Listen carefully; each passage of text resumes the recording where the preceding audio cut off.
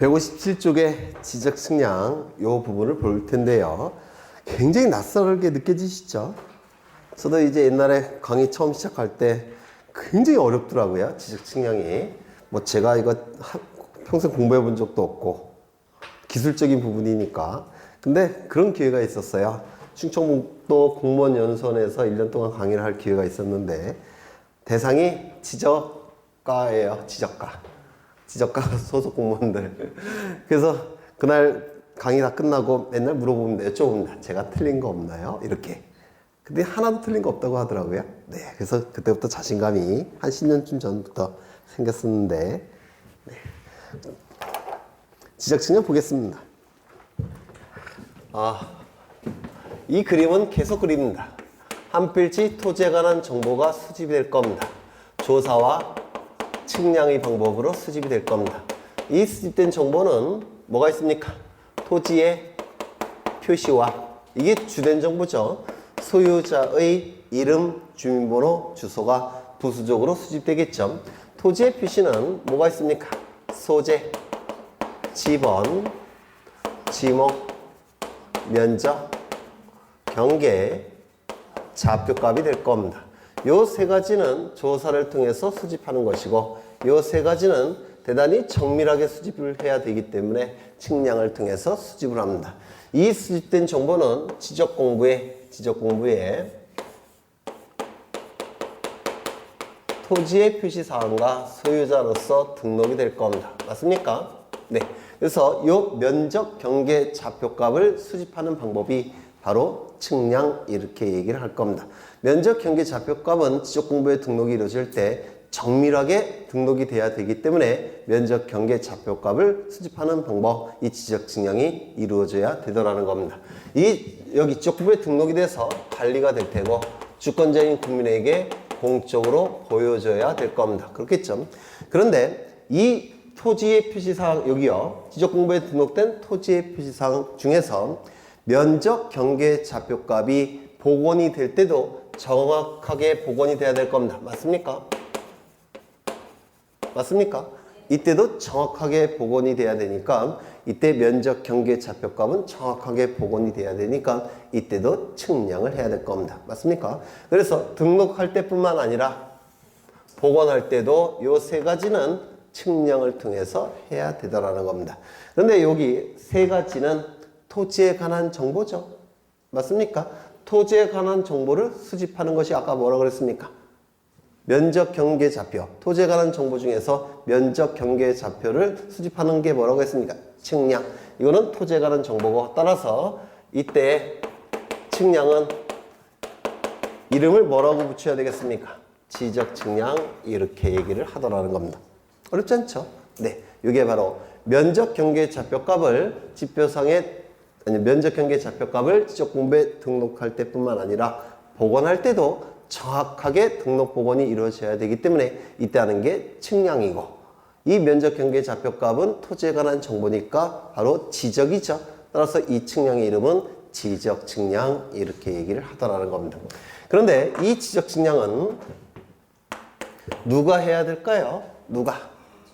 네? 지적 소관청이 해야 됩니다. 왜요? 통치권에 관한 정보죠. 통치권에 관한 정보니까 국가기관이 해야 됩니다. 그렇죠? 따라서 지적 소관청이 해야 됨이 원칙입니다. 그런데 이걸 전부 다 맡겨놨어요. 누구에게 맡겨놨냐면 지적 측량을 수행하는 자에게 맡겨놓습니다. 원래는 지적 소관청이 해야 되는데 이거를 다 맡겨놓은 겁니다. 누구에게? 지적 측량 수행자에게. 어렵지 않죠? 지적 측량을 수행하는 자에게 맡겨놨다는 겁니다. 그래서 실질적으로 이 업무를 담당하는 자는 누구겠습니까? 지적 측량 수행자가 될 겁니다. 이 지적 측량 수행자는 누가 있느냐면 한국국토정보공사와 지적 측량을 업으로 삼는 자 둘이 있습니다. 한국국토정보공사와 지적측량을 업으로 삼는 자, 업자. 이 둘을 합해서 지적측량 수행자라고 부릅니다. 지적측량 수행자. 그런데 지적 측량을 한 다음에 제대로 측량이 이루어졌는지 한번 확인해 봐야죠. 맞습니까? 정확하게 측량이 이루어졌는지 확인을 해 봐야 됩니다. 이를 검사 측량이라고 불러요. 그럼 이 검사 측량은 누가 해야 되겠습니까? 여기서 지적 소관청이 할 수밖에 없습니다. 왜요? 이미 이루어진 지적 측량을 확인하는 거니까, 검사하는 거니까 이 검사 측량만큼은 다른 자에게 맡겨놓을 수 있습니까? 없습니까? 없을 겁니다. 따라서 검사 측량은 누가 해야 된다고요? 지적 소관청이 하는 겁니다. 지적 측량 수행자가 하는 게 아니에요. 그렇죠? 그리고 이 검사 측량을 하는 이유는 뭡니까? 정확하게 측량이 이루어졌는지 여부를 확인하는 것이 검사 측량입니다. 맞습니까? 그러면 왜 정확하게 측량이 이루어졌는지를 확인해야 될까요? 공시해야 되기 때문에 그렇습니다. 국민에게 공적으로 보여줘야 되니까 정확하게 등록을 해야 되겠죠. 정확하게 등록을 해야 되니까 당연히 검사 측량을 해야 될 겁니다. 그러면 바로 요 등록할 때는 공시 목적으로 등록하는 것이죠. 화살표 보세요. 그렇죠. 따라서 이때는 검사 측량이 필요하지만 복원할 때는 공시 목적으로 하는 겁니까? 아닙니까? 아니에요. 따라서 이 복원할 때는 검사 측량이 필요할까요? 필요 없을까요? 필요 없다. 이렇게 얘기합니다. 이 복원 단계는 보통 왜 하냐면 인접 토지 소유자와의 분쟁이 발생했을 때, 그렇죠? 개인 간의 분쟁이 발생했을 때 이를 해결하기 위한 방법으로서 복원하는 겁니다. 공시 목적으로 하는 게 아니에요. 따라서 복원 단계 측량은 검사 측량이 필요 없더라 기억하셔야 됩니다. 이때는 검사 측량이 필요가 없더라. 그러면 이 복원 단계의 측량은 구체적으로 무엇이 있는지 기억하셔야 되는데 두 가지가 있습니다. 첫 번째, 경계 복원 측량.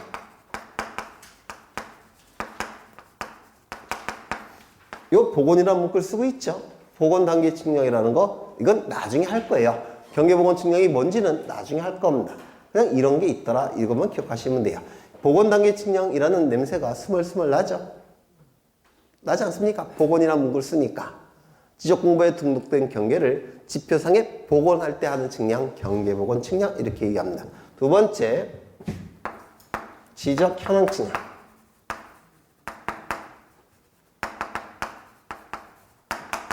이 지적 현황 측량도 복원 단계의 측량이에요. 지적 현황 측량이 뭔지는 나중에 공부하실 거예요. 이 두 가지 측량은 복원 단계의 측량입니다. 따라서 검사 측량이 필요하다 OX, X 이렇게 되는 겁니다. 그렇겠죠? 네.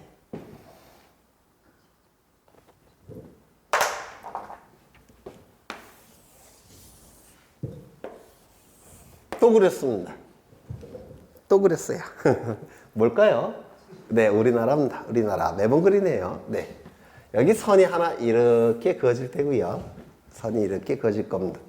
지금 요 토지를 세부적으로 측량하고 싶습니다. 즉, 면적, 경계, 좌표값을 구하기 위해서 토지에 관한 정보를 세부적으로 구하기 위해서 측량을 하고자 합니다. 그런데 측량을 하기 위해서는 기준점이 필요합니다.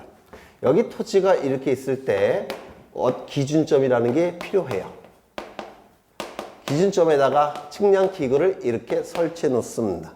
그리고 여기에 사람이 이렇게 있을 거예요. 이렇게 있을 테고요. 그 다음에 여기가 뭡니까? 경계죠. 경계점이죠. 여기다가 표석을 이렇게 설치해 놓습니다. 이렇게 표석을 설치해요. 그 다음에 여기서 관측을 합니다. 이렇게 관측을 합니다. 그러면 요 각도를 알고 요 길이를 알면 요거 거리 구해낼 수 있을까요? 없을까요? 있습니다. 이런 거 들어보셨습니까? 사인, 코사인, 탄젠트 이런 거 들어보신 적 있습니까? 네, 삼각함수라고 얘기합니다. 그래서 이 삼각함수를 이용해서 각도와 거리를 알면 이걸 구해낼 수가 있습니다. 모양이 삼각형이죠. 따라서 삼각 측량의 방법을 사용한다. 이렇게 얘기해요. 삼각 측량을 쓰는 겁니다. 그러면 이 토지를 측량하기 위해서는 뭐가 필요합니까? 기준점이 필요합니다. 측량의 기준이 되는 점이 필요하더라는 겁니다. 그런데 우리나라에서 가장 근원적인 기준점이 어디 있느냐면 여기에 있습니다. 근원적인 기준점을 뭐라고 부르냐면 원점이라고 부릅니다. 원점. 근원적인 기준점이란 뜻이에요. 원점. 그러면 여기서부터 여기다가 측량 기구를 설치한 다음에 이렇게 측량해야 될 겁니다. 아이고. 이게 마음이 반듯한 사람은 선이 잘 나온다는데 저는 삐뚤삐뚤해서 왜 이러지? 전 민감합니다. 이런 거에. 네. 이렇게 그려야 되겠다. 네. 이렇게 그렸습니다. 근데 이거 여기다가 표석을 설치할 텐데요. 표석이 보일까요? 안 보일까요? 안 보일까요? 여기가 어디냐면 문경입니다. 문경. 보일까요? 안 보일까요? 안 보이죠? 여기는 어디냐면 이 원점은 어디에 설치되어 있냐면 경기도 수원시 영통구 국토지리원에 설치되어 있어요. 수원시 영통구에 있습니다. 여긴 문경이고 보입니까? 안 보입니까? 안 보여요. 그렇죠? 따라서 어떻게 해야 되냐면 중간에 다른 기준점이 필요합니다. 그래서 이렇게 설치되어 있어요. 이 기준점의 이름은 뭐냐면 지적 삼각점이라는 기준점입니다. 지적, 토지에 관한 정보란 뜻이죠. 삼각은 무슨 뜻입니까? 삼각 측량이란 뜻이에요. 점은 기준점. 토지에 관한 정보 중에서 면적, 경계, 좌표값을 구하는 삼각 측량의 기준점, 지적 삼각점이라는 기준점입니다. 이 지적 삼각점이라는 기준점은 우리나라에서 보통 2에서 5km마다 하나씩 설치되어 있습니다. 지적 삼각점이라는 기준점은 2에서 5km마다 하나씩 설치되어 있습니다. 그럼 이제 여기서 측량 들어오면 됩니다. 아이고, 이렇게. 이거는 미리 나라에서 구해놨을 겁니다. 그래서 여기서부터 측량 들어가면 돼요. 그런데 이게 2에서 5km마다 설치되어 있으니까 보일까요? 안 보일까요? 여전히 안 보이는 경우도 있을 겁니다. 그렇죠? 2에서 5km마다 설치되어 있으니까. 맞습니까? 따라서 이것보다 조밀하게 또 다른 기준점이 필요합니다. 필요할까요? 안 필요할까요? 필요하겠죠? 그래서 이것보다는 좀 더 많이 기준점들이 또 필요합니다.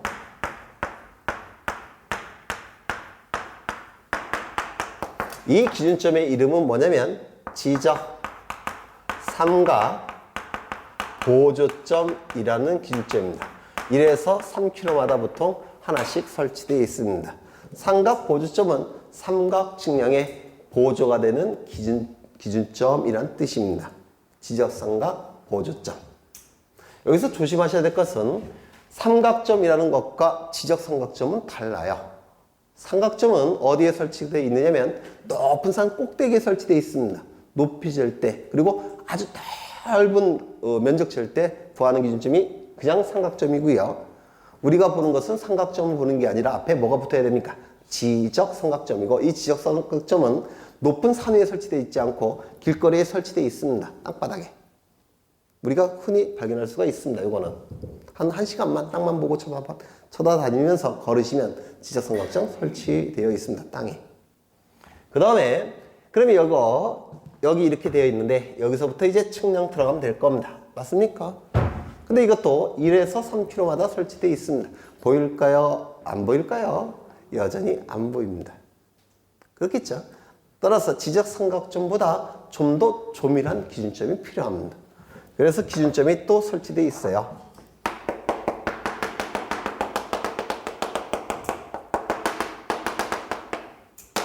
이렇게.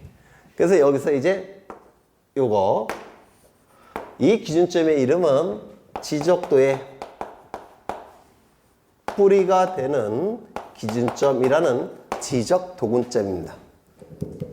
이 근자는 뿌리 근자예요. 지적도의 뿌리가 되는 기준점. 뉘앙스가 뭡니까? 결국은 이거 갖고 측량을 한다는 뜻입니다. 왜 뿌리 근자를 쓰니까? 지적도 근점이라는 기준점입니다. 이거는 50에서 300m마다 하나씩 설치되어 있습니다. 지적도 근점. 이거는 50에서 300m마다 설치가 되어 있으니까 보일까요? 안 보일까요? 이제는 보입니다. 이제는 보일 수가 있을 겁니다. 그래서 여기서부터 여기다가 측량 기구를 설치해서 측량하기 시작합니다. 이때 지적 삼각점이 주변에 없다면 이거 설치해야 되는 경우도 있겠죠. 지적 삼각점을 설치하는 측량을 지적 삼각점 측량 내지는 지적 삼각 측량 이렇게 불러요. 어렵지 않죠? 지적 삼각점을 설치할 때도 정확하게 설치되지 않겠습니까? 지적 삼각점을 설치할 때 하는 측량을 지적 삼각점 측량 내지는 지적 삼각 측량이라고 부릅니다.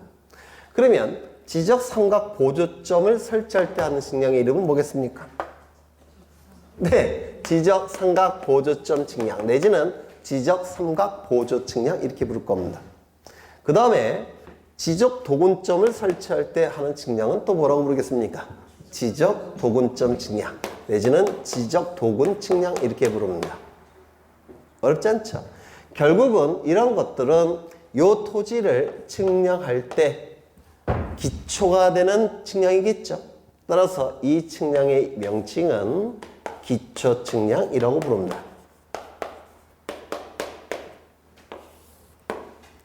지적 삼각 측량, 지적 삼각 보조점 측량, 지적 도근점 측량 이 세 가지를 기초가 되는 측량, 기초 측량 이렇게 부릅니다.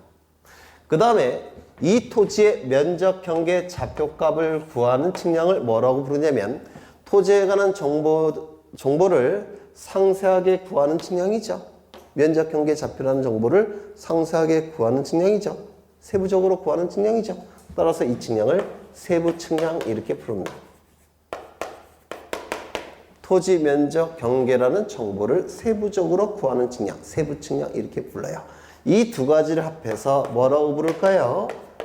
지적 측량 이렇게 부릅니다. 그래서 지적 측량은 두 가지가 있습니다. 세부 측량과 기초 측량. 기초 측량은 세 가지가 있습니다. 지적 삼각 측량, 지적 삼각 보조 측량, 지적 도근 측량. 어렵지 않죠? 네.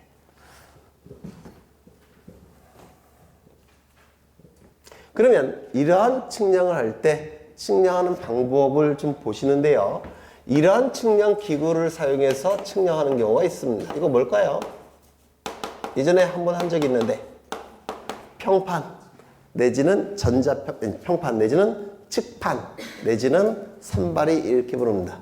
이 평판을 사용해서 하는 측량이 평판 측량 이렇게 불러요. 근데 요즘은 기술이 발달해서 여기다가 노트북을 연결시켜 갖고 전자적으로 측량하는 경우가 있는데 이를 전자평판 측량 이렇게 부릅니다.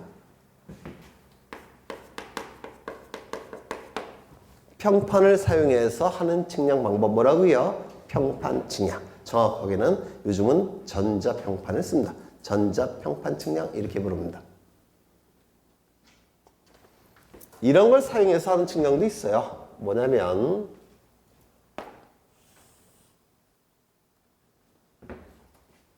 잘 그려야 되는데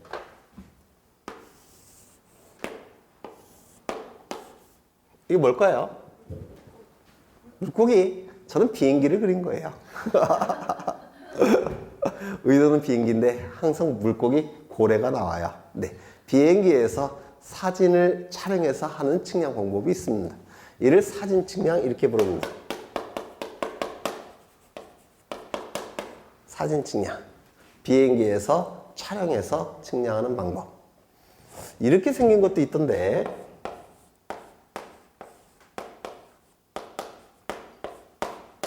다리는 항상 세 개예요. 이게 뭐냐면 전파기, 강파기 이렇게 얘기합니다. 전파기, 강파기를 사용해서 측량하는 방법. 이건 뭐냐면요. 측량할 때 표석을 설치한다 그랬죠. 여기다가 전파를 쏩니다. 아이고. 쏘면 부딪혀서 다시 돌아와요. 요 속도를 재서 거리를 측량하는 방법이 있습니다. 이를 전파기 측량 이렇게 얘기합니다. 강파를 쏘면 강파기 측량 이렇게 얘기할 겁니다. 그 다음에 이런 방법을 사용하는 경우도 있어요.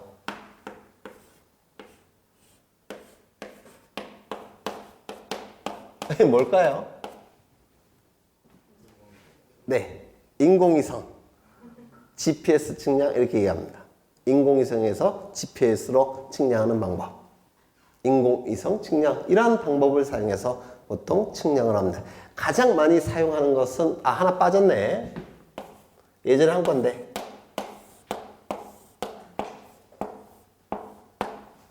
뭘까요? 경도와 위도를 재는 기구, 경위의. 기억나십니까? 이 경위의를 사용해서 경도와 위도를 재는 기구란 뜻이에요. 기구 있자입니다. 경도와 위도를 재는 기구를 사용해서 측량하는 방법이 있는데 이를 경위의 측량 이렇게 얘기합니다. 그러면 여기서 가장 현재 우리나라에서 많이 사용되는 측량은 뭘까요? 네, 이겁니다. 전자평판. 이거 갖고 주로 측량을 하게 돼요. 왜? 제일 싸니까. 네, 제일 싸니까. 네. 그럼 책을 좀 보겠습니다. 지적 측량의 의 이렇게 나와 있는데요. 이미 보셨어요. 면적, 경계, 좌표값을 지적 공부에 등록할 때 플러스 지적 공부에 등록된 면적, 경계, 좌표값을 지상에 복원할 때 하는 정보의 수집 방법이 뭐라고요? 지적 측량 이렇게 얘기합니다. 조심하셔야 될 것은 등록할 때뿐만 아니라 복원할 때도 정확하게 복원해야 되니까 복원할 때도 지적 측량이 필요하더라.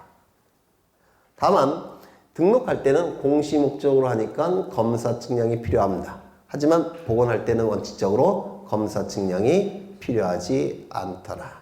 복원 단계의 측량 두 가지 뭐가 있습니까? 경계, 복원 측량과 지적, 현황 측량은 복원 단계의 측량이니까 원칙적으로 검사 측량을 하지 않습니다. 그 다음에 지적 측량의 대상 이렇게 나와 있는데 이런 것들은 이제 우리가 공부하면서 하나씩 보실 거예요. 맨 밑에 보시면 지적 측량하지 않는 경우 토지의 합병, 지목 변경, 지번 변경, 위치 정정. 위치 정정은 지우셔야 되는데 이건 측량 필요합니다. 거기 157쪽의 맨 밑에 위치 정정이 나와 있죠? 찾으셨어요? 네. 이 책은 기본서가 아니라서 제가 쓴 게 아니에요. 기본서는 제가 이제 여러분이 받으시는 책은 제가 쓴 책이 나오는데 이 위치 정정은 측량합니다. 그래서 지우세요. 위치 정정 측량이라는 게 있습니다. 그건 잘못된 거예요. 오타입니다. 오타. 그러면 이제 토지 합병, 지목 변경, 지번 변경 이런 것들은 측량하지 않습니다. 이유는 왜 측량하지 않을까요?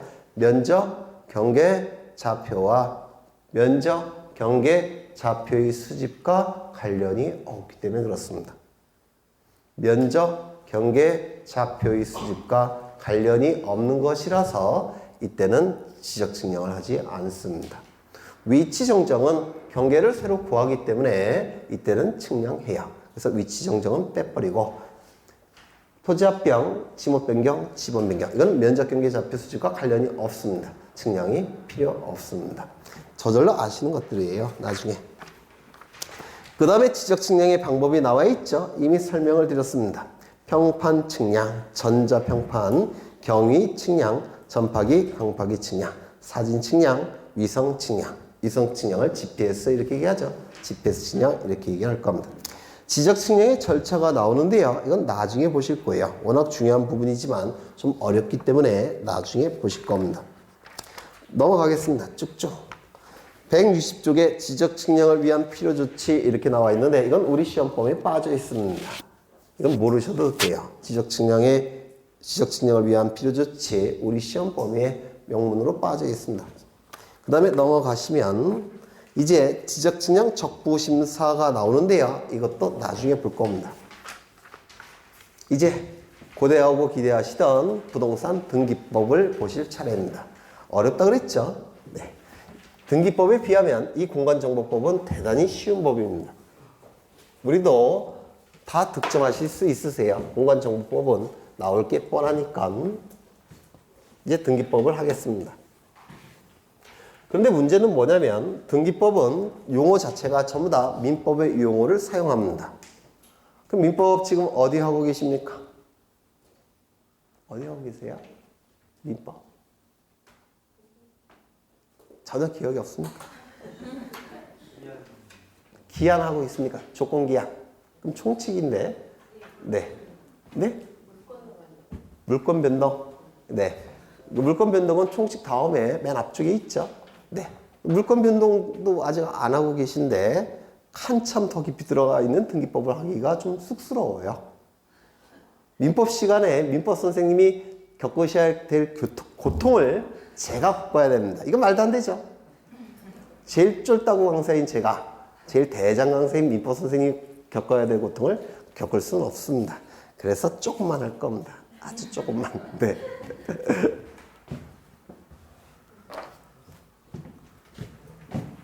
이건 지난 시간에 했던 건데요.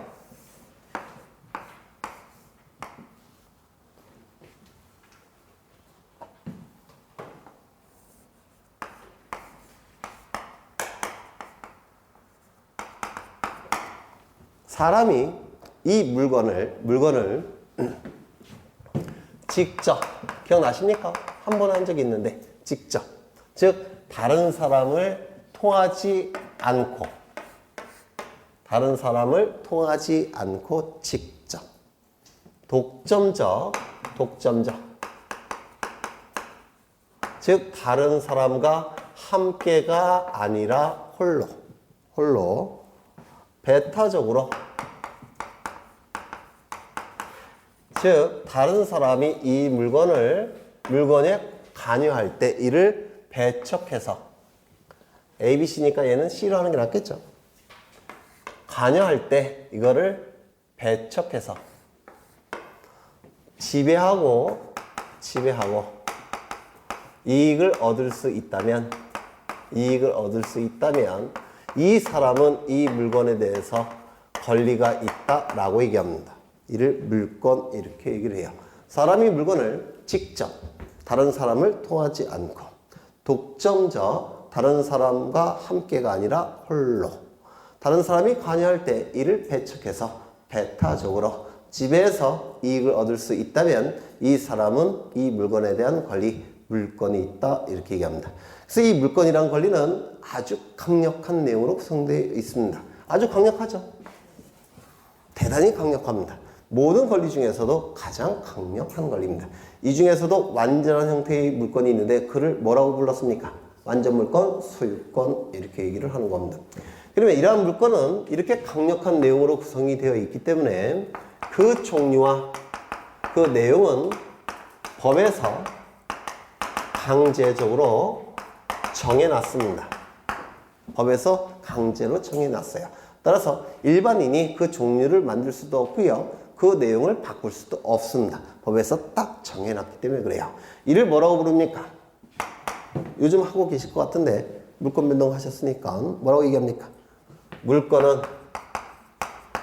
법에서 정한 것만 인정하겠다는 원칙, 물권 법정주의 이렇게 얘기합니다.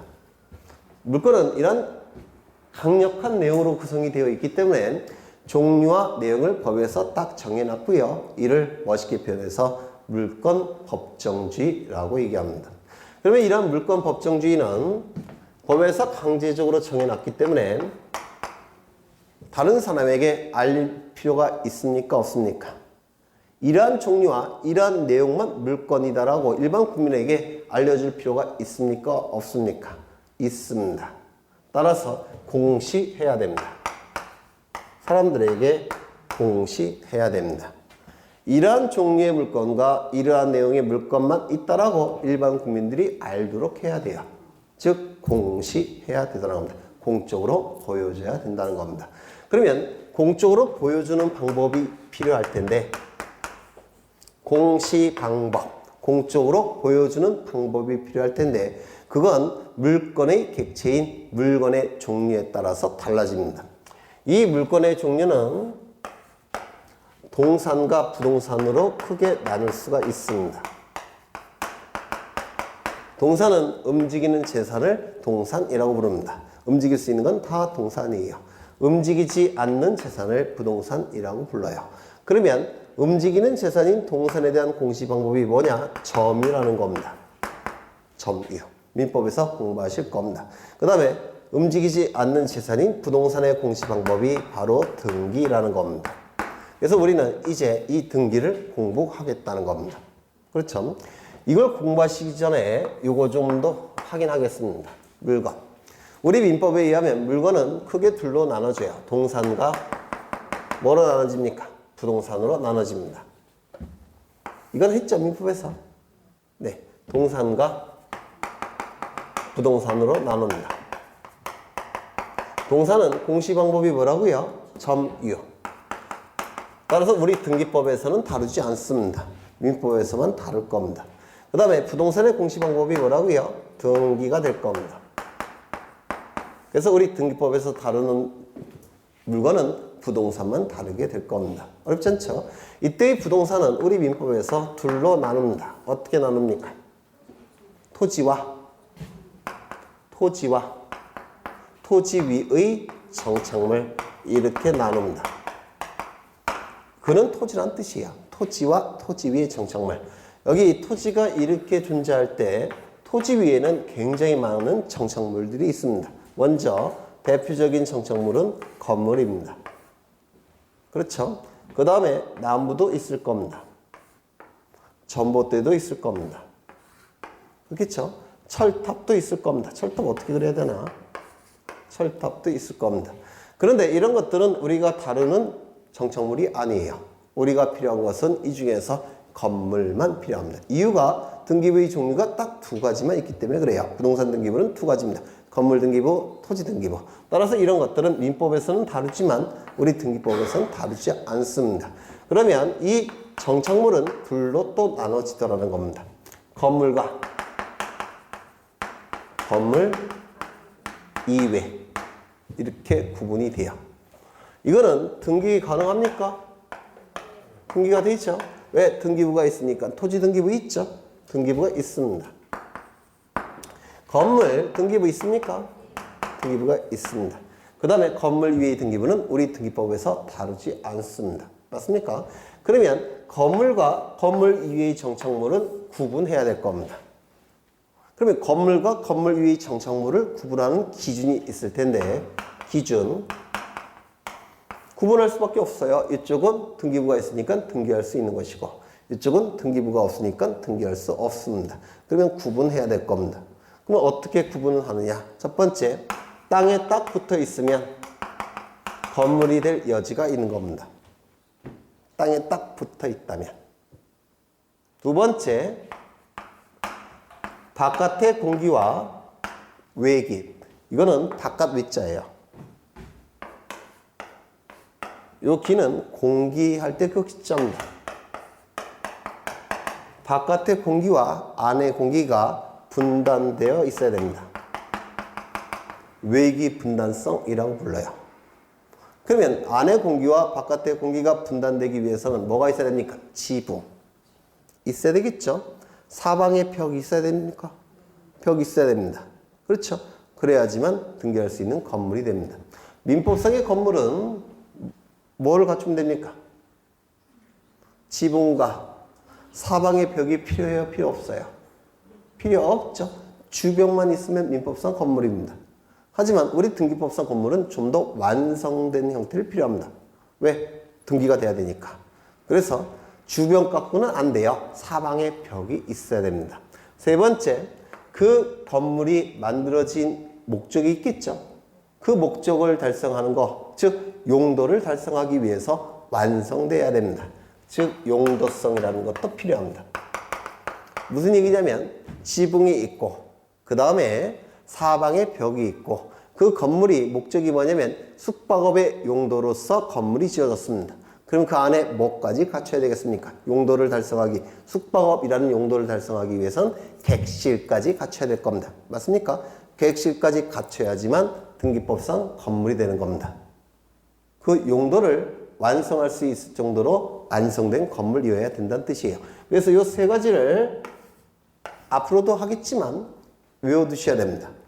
이걸 외워두시지 않으면 한 30개 정도를 따로 외우셔야 돼요. 3개를 외우시든지 30개짜리를 외우시든지 그건 여러분이 선택하시면 됩니다. 첫 번째 뭐라고요? 땅에 딱 붙어 있어야 됩니다. 정착성. 두 번째, 바깥의 공기와 안의 공기가 딱 분단된 벽이나 지붕이 있어야 됩니다. 외기 분당성. 세 번째, 건물이 완성이 돼야 돼요. 용도성. 세 가지 요건을 구비해야지만 우리 등기법상에 등기할 수 있는 건물이 되는 겁니다. 그래서 우리 등기법상의 건물은 민법상의 건물보다 완성된 형태를 갖춰야 됩니다. 완성된 형태. 지금 외우고 가죠? 같이 읊조리겠습니다. 외우고 잊어버리셔도 돼요. 처음부터 안 외우는 게 문제지 외우셨으면 잊어버리셔도 상관이 없습니다. 첫 번째, 정착성. 두 번째, 외기 분단성. 세 번째, 용도성. 요 세 가지 외우시고요. 이거는 보통 우리가 건물이냐 아니냐를 판단할 때 이거 갖고 판단을 해요. 이거는 잘 안 써먹습니다. 하지만 이것도 같이 외우십니다. 다 외우세요. 첫 번째, 정착성. 두 번째, 외기 분단성. 세 번째, 용도성. 뭐라고요? 땅에 딱 붙어있는 성질. 그렇죠? 이거는요, 지붕과 사방에 벽이 있어야 됩니다. 물론 문이 있는데도 벽이 없어도 되죠. 문 설치할 거니까. 네, 그 다음에 완성돼야 되더라는 겁니다. 그래야지만 건물 등기부가 만들어지는 겁니다. 되셨나요? 되셨습니까? 네, 요거 좀 지우고요.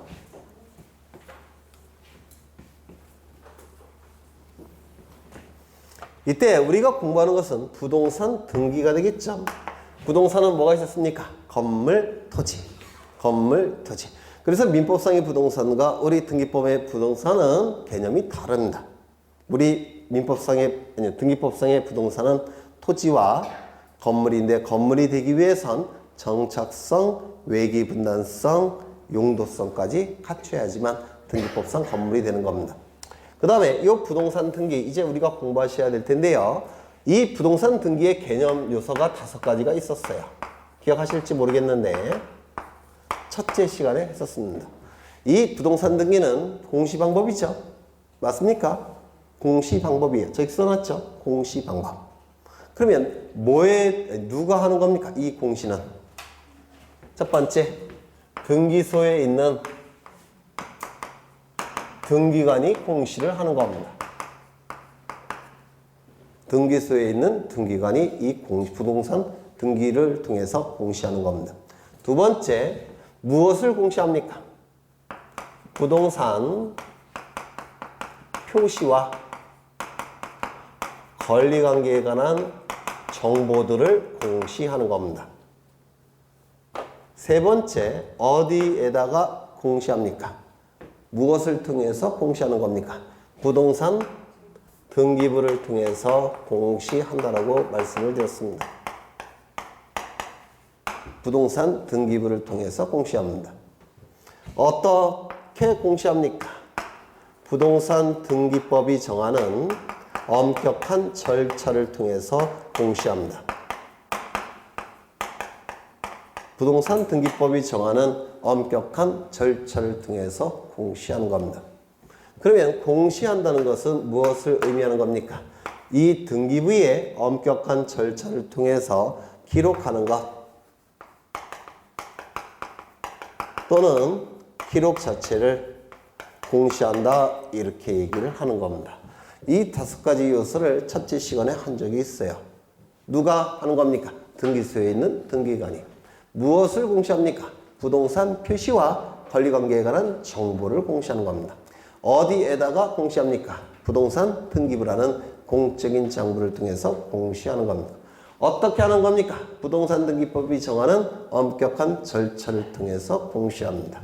공시한다는 것은 무엇을 얘기하는 겁니까? 기록하는 것, 기록 자체를 공시한다 이렇게 얘기를 하더라는 겁니다. 되셨죠? 이때 이제 하나씩 지난 시간에 설명을 드렸는데요. 다시 한번 확인을 합니다. 먼저 등기소. 등기소의 개념은 뭐라고 얘기했습니까? 등기사무를 담당하는 국가기관을 등기소라고 불렀는데 기억나십니까? 물론 안 나실 거예요. 안 나셔도 괜찮습니다.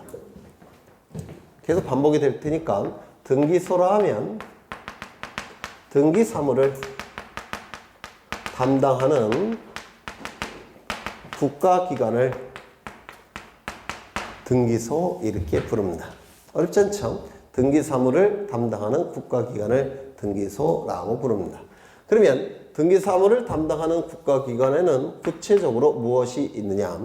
등기소라는 명칭을 가진 국가기관에서 등기사무를 담당합니다. 두 번째, 지방법원에는 등기구, 등기과, 등기계라는 부서가 있습니다. 등기국이란 큰 지방법원은 등기국 이렇게 국 단위로 있고요. 중간 정도의 지방법원은 과라, 등기과라는 부서가 있고요. 아주 작은 지방법원에는 등기계라는 부서가 있어요. 여기서 등기사무를 담당합니다. 그러면 이런 부서가 설치가 되어 있는 이 지방법원은 등기사무를 담당하니까 등기소라고 볼 수 있습니까? 있을 겁니다. 그 다음에 지방법원 소속하에 지원이라는 법원이 있습니다. 이 지원에는 등기계라는 부서가 설치되어 있고요. 여기서 등기사무를 담당합니다. 그래서 이 지방법원, 지원, 등기소라는 명칭을 가진 국가기관 전부 다 여기에 들어가는 겁니다. 그러면 이 등기소와 이 등기소의 차이점은 뭐냐면 이건 광의의 등기소, 즉 넓은 의미의 등기소 이렇게 부르고요. 요 등기소는 협의의 등기소 이렇게 부릅니다. 이거는 광의의 등기소, 넓은 의미의 등기소, 넓을 광자를 써서 이거는 협의의 등기소, 요 협은 좁을 협자를 써서 좁은 의미의 등기소 이렇게 불러요. 그래서 광의의 등기소 안에는 셋이 있습니다. 뭐라고요? 등기소라는 명칭을 가진 국가기관, 지방법원, 지원, 요 셋을 광의의 등기소 이렇게 부릅니다. 그 다음에 요 등기가 아니라 등기관은 크게 둘로 나눠지는데요. 첫 번째, 지정 등기관이 있고요. 당연직 등기관이 있습니다. 지정 등기관, 당연직 등기관이 있는데 이 당연직 등기관은 무엇을 얘기하느냐면 여기 보시면 요 등기소라는 명칭을 가진 국가기관의 소장님 계시죠? 그 양반은 등기사무 처리할까요? 안 할까요? 등기사무를 담당하는 국가기관을 아까 뭐라고 불렀습니까? 등기소. 국가공무원을 등기관 이렇게 부릅니다. 등기사무를 담당하는 국가기관은 당연히 등기소고요. 등기사무를 담당하는 국가공무원을 등기관 이렇게 불러요. 이 등기관은 둘이 있는데요. 지정직 등기관, 당연직 등기관이 있는데 이 당연직 등기관은 바로 누구냐면 여기 소장님,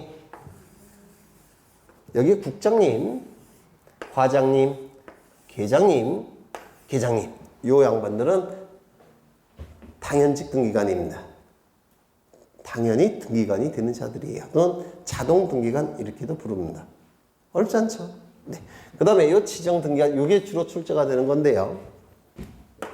지정 등기관은 4급, 5급, 6급, 7급의 법원 공무원 중에서 지법원장이나 지원장이 지정한 자, 그 자를 지정등기관이라고 부릅니다. 이 4급 법원 공무원을 뭐라고 부르냐면 법원서기관이라고 불러요. 법원서기관. 5급은 등기사무관이라고 부르고요. 6급은 등기주사, 7급은 등기주사보 이렇게 얘기합니다. 그래서 법원서기관, 등기사무관, 등기주사, 등기주사보 중에서 지법원장이나 지원장이 지정한 자, 그 자를 지정등기관 이렇게 부릅니다. 주로 출제가 되는 것은 이겁니다.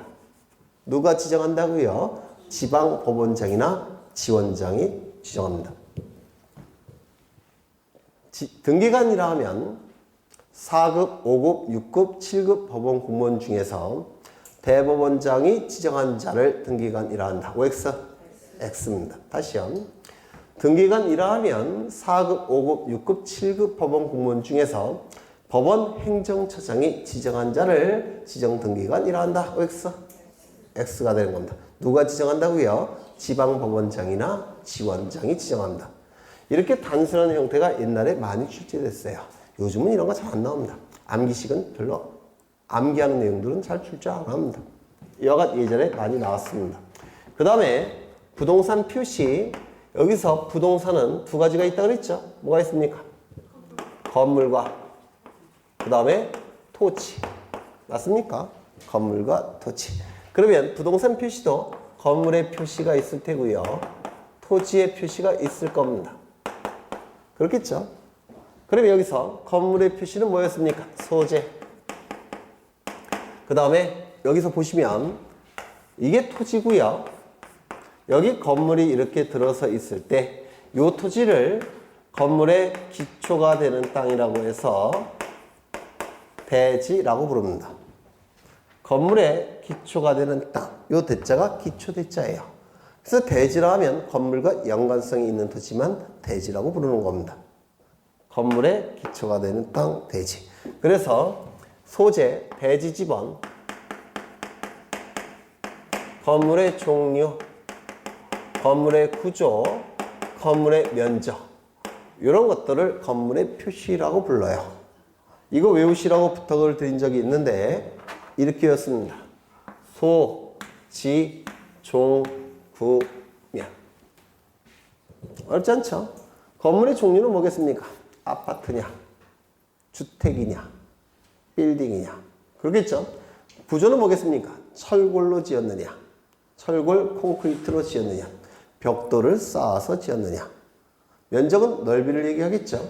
네. 건물의 표시 뭐라고요? 소, 지, 종, 구, 면. 소재, 대지 지번, 종류, 구조, 면적. 다시요. 건물의 표시 뭐라고요? 소재, 대지 지번, 건물의 종류, 건물의 구조, 건물의 면적. 소, 지, 종, 구, 면. 이렇게 외우십니다. 제가 외우려 할 때 딱딱 외우세요. 그리고 잊어버리도 상관없습니다. 나중에 반복할 테니까 안 외우시면 어려워져요. 네. 소지, 종구면. 그 다음에 토지의 표시는 소재, 지번, 지목. 뭔가 익숙하죠? 그 다음에 면적. 소지, 지면. 지적 공부의 토지의 표시는 여기에 뭐가 더 추가됩니까? 경계 좌표가 추가되죠. 그래서 지적 공부에 등록되는 정보는 소재, 지번, 지목, 면적, 경계 좌표까지지만 등기부에 등기가 되는 토지의 표시는 경계와 좌표는 빠져요. 소재, 지번, 지목, 면적까지입니다. 그래서 이렇게 외우셨습니다. 기계적으로 외우시면 돼요. 소지, 종구면, 소지, 지면. 소지, 종구면, 소지, 지면. 자꾸 읊조리세요. 네. 읊조리셔야 됩니다. 소지, 종구면, 소지, 지면. 소지, 종구면, 소재, 대지, 지번, 건물의 종류, 건물의 구조, 건물의 면적. 소지, 지면은요, 소재, 지번, 지목, 면적. 그러면 이런 것들은 등기부에 어디다가 기록한다고 했습니까? 네? 제목을 표시하는 부분에 기록을 한다고 했습니다. 표제부라고 불러요. 제목을 표시하는 부분에 기록합니다. 이러한 것들은 표제부에 기록되는 등기들입니다. 표제부에 기록되는 등기들이에요.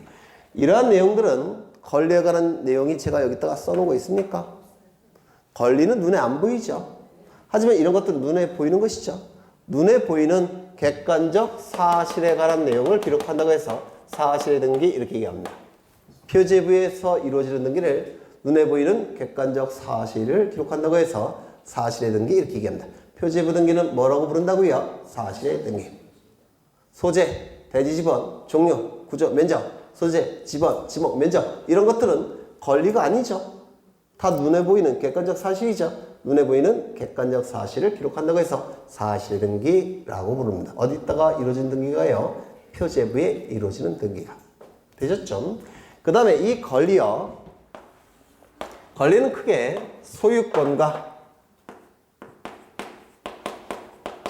소유권에서 도출되는 소유권 이외의 권리로 구분한다라고 말씀을 드렸습니다. 이 소유권이라는 권리는요,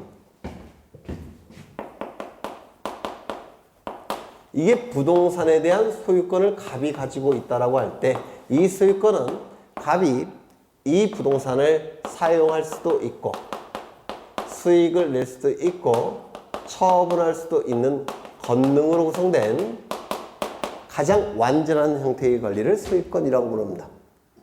사용, 수익, 처분 권능으로 구성된 가장 완전한 형태의 권리를 소유권이라고 불러요.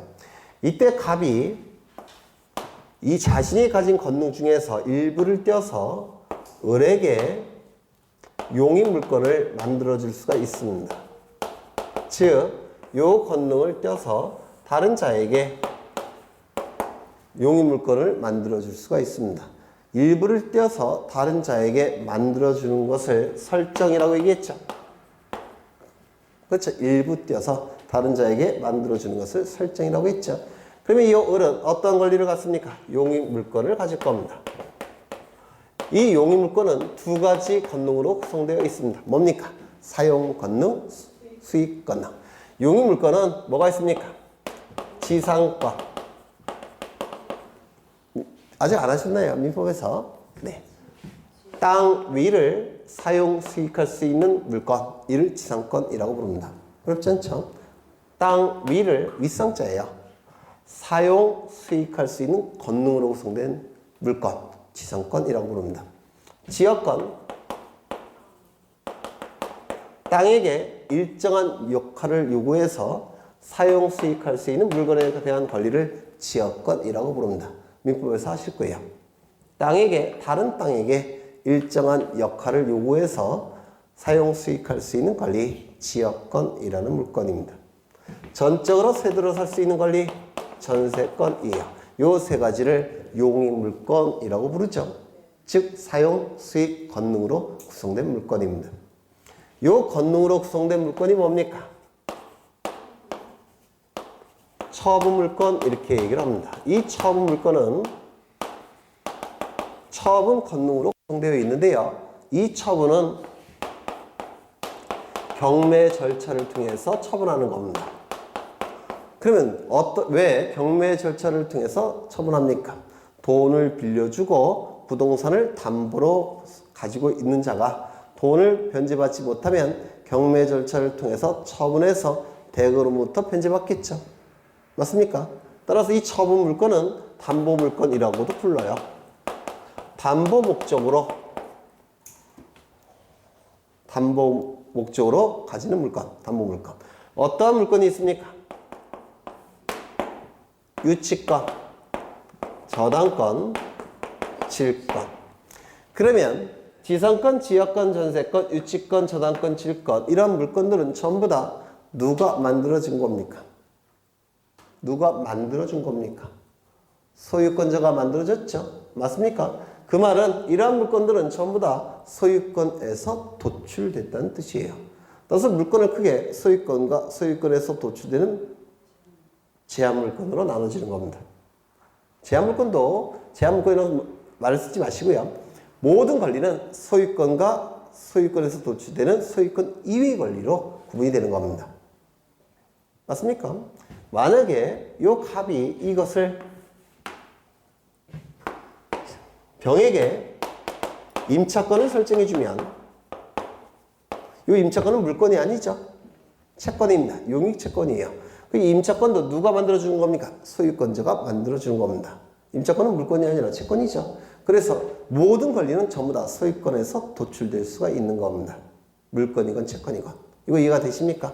그래서 권리는 소유권과 소유권 이외의 권리로 둘로 구분합니다. 그러면 이 비중이 어느 게 더 중요합니까? 이게 훨씬 중요한 거예요. 따라서 등기부에 어디다 기록할까요? 갑부에 기록을 하는 겁니다. 갑부에. 첫 번째 구성 부분에. 갑이란 말은 첫 번째라는 뜻이에요. 소유권 이외의 권리는 등기부에 두 번째 구성 부분에 기록합니다. 을구에 기록하는 겁니다. 그러면 이 갑구와 을구는 객관적 사실이 기록됩니까? 아니면 눈에 보이지 않는 권리에 관한 내용이 기록이 됩니까? 따라서 갑구, 을구에 기록되는 등기를 권리의 등기라고 부릅니다. 표제부에 기록되는 등기를 사실의 등기, 갑구, 을구에 기록되는 등기를 권리의 등기. 갑구에 기록되는 등기가 소유권에 관한 등기, 을구에 기록되는 등기가 소유권 이외의 권리에 관한 등기가 기록이 됩니다.